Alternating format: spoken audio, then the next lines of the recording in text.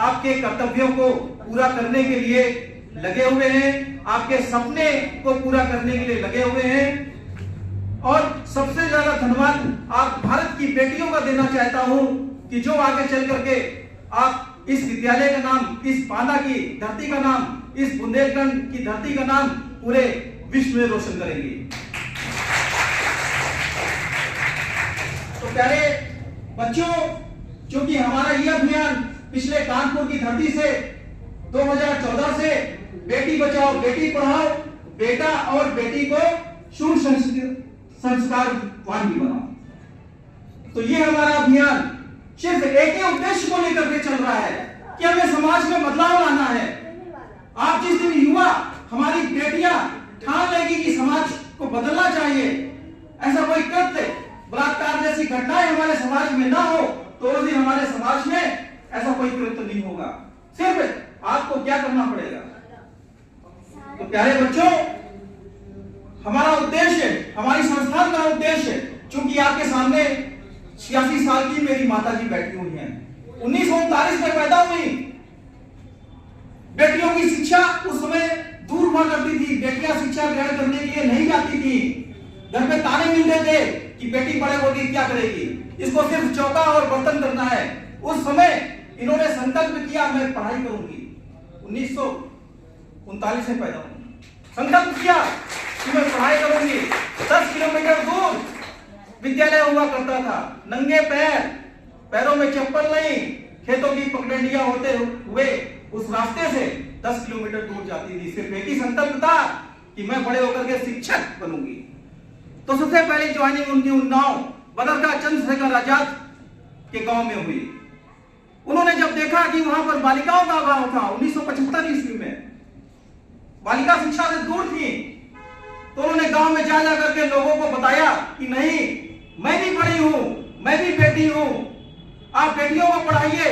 बेटी 2 गुणों को उजाला होती है, बेटी पढ़ेगी तो बेटी 2 घरों को उजाला देगी। उनका संकल्प जब मैंने सुना तो मैं भी इस अभियान से जुड़ गया कि नहीं, मुझे भी कुछ करना चाहिए। इन्होंने कहा कि बेटे, मैंने तुम्हें पैदा किया है, तुम्हारा भी समाज के प्रति कर्तव्य बनता है।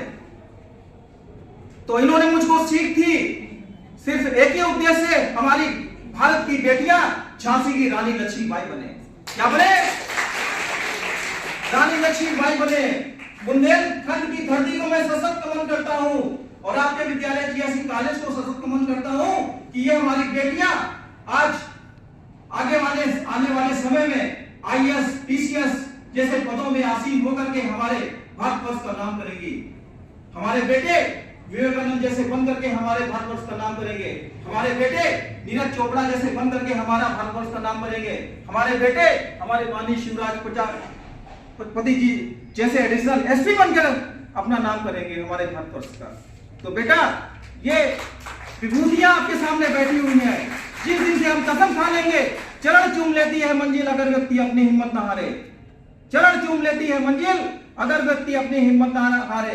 आप लोग इस दिन से लिख लेंगे मुझे बांदा शहर का डीएम बनना है, मुझे बांदा शहर का एसपी बनना है, उस दिन आपको कोई नहीं रोक सकता है। तो प्यारे बच्चों, जो भी काम करो तुम बच्चों बड़ी लगन से करना। जो भी काम करो तुम बच्चों बड़ी लगन से करना। करते करते मिले सफलता, याद इसे तुम रखना। रस्सी के आने जाने से पत्थर भी घिस जाए, कौन काम ऐसा है जब में करने से ना आए। तो प्यारी बेटियों, आपको सौगंध है, शपथ है कि आपको अपने भारतवर्ष में अपने माता पिता का नाम, अपने गुरुजनों का नाम, अपने इस विद्यालय का नाम, अपने शिक्षकों का नाम पूरे भारतवर्ष में करना है।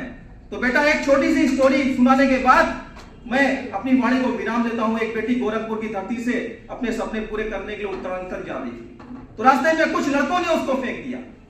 कुछ लड़कों ने छेड़खानी करी, उसको चलती ट्रेन से अलीगढ़ के रेलवे स्टेशन के आगे फेंक दिया। उसकी जब सुबह आंख खुली तो देखा कि अचेत अवस्था में ट्रैक के किनारे पड़ी थी। कुछ लोगों ने उसको दिल्ली के अस्पताल में भर्ती कराया। दिल्ली में डॉक्टरों ने देखा, उसने कहा कि बेटा आपके साथ कौन है, आपके माँ बाप है? कहा नहीं, मेरे माँ बाप नहीं है। तो बेटा, एक आपको अहम फैसला लेना पड़ेगा। उन्होंने कहा बताइए डॉक्टर साहब, क्या फैसला लेना पड़ेगा? उन्होंने कहा कि आपके दोनों एक पैर काटना पड़ेगा। आप एक बेटी के लिए एक पैर का खोना एक बहुत बड़ी बात होती है, उसकी पूरी जिंदगी तबाह हो जाती है। लेकिन उस बेटी ने कहा कि डॉक्टर साहब आप चाहे बेशक मेरे एक पैर काटिए चाहे 2 पैर काटिए, जो मेरे सपने हैं मैं उसको पूरा करके रहूंगी। और वो बेटी अपने सपने पूरे करने के लिए दिल्ली से ठीक होकर के 1 साल के लिए उत्तरांचल गोरखपुर की धरती पर अपने माता पिता के पास आती है। जब अपने शरीर से फिट हो जाती है फिर वो उत्तरांचल की धरती पर जाती है और उस बेटी का नाम अरुणिमा सिन्हा। विश्व की 7 चोटियों पर चढ़ करके उसने पूरे भारतवर्ष और अपने माँ बाप का नाम किया।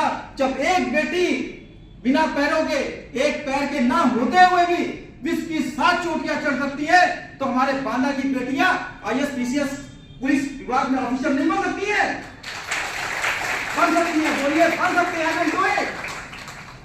I will do it, बोलिए मैं बन सकती हूँ। मैं झांसी की रानी हूँ, मैं बन सकती हूँ। मैं सेना में ऑफिसर बन सकती हूँ, मैं पायलट बन सकती हूँ। जोर से बोलिए, मैं पायलट बन सकती हूँ, मैं IAS बन सकती हूँ, मैं झांसी की रानी बन सकती हूँ। तो बेटा ये संस्था जो हमारी है मिशन शक्ति को साथ ले करके भारतवर्ष में सिर्फ आप लोगों के लिए खड़ी है। हमारी संस्था को कोई पैसा नहीं मिलता है। ये माँ हमारी जो बैठी हुई है, पेंशन इसको 25,000 रुपए पेंशन मिलती है और 5,000 रुपए वो बेटियों के ऊपर हर महीने खर्च करती है, सिर्फ आप लोगों की शिक्षा दीक्षा के ऊपर। तो इन शब्दों के साथ मैं ज्यादा समय ना लेता हुआ सर के स्टाफ का बहुत वेलकम करता हूँ, हार्दिक अभिनंदन स्वागत करता हूँ। और हमारे